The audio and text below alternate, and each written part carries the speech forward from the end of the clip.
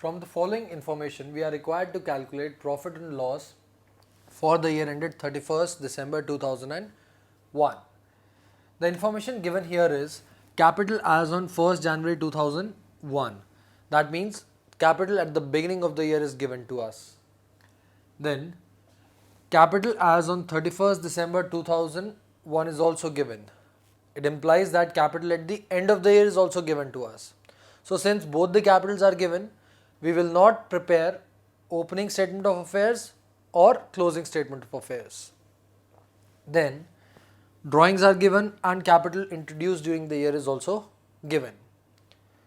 So coming to statement of profit and loss, again repeating that we will not prepare statement of affairs as both the capitals in the beginning and at the end are given. So starting with closing capital.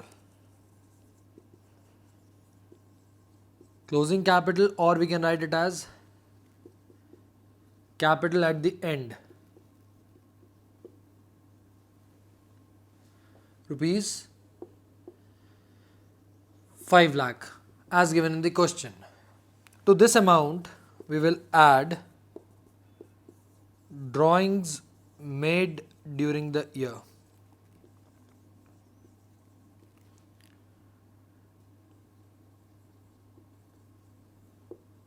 During the year, drawings are given to be rupees 50,000.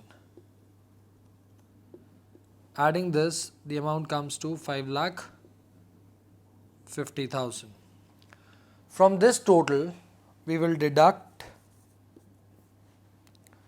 capital introduced during the year. That is, additional capital that the owner has brought during the year should be deducted. So capital introduced during the year, rupees 1 lakh would be deducted out of this.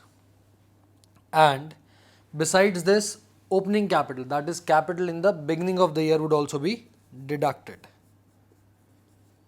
Capital in the beginning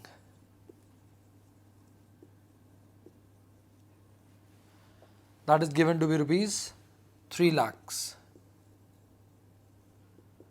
So deducting these figures, we get a total of 1,50,000. Since this is coming out to be positive, we can say that it is profit earned during the year.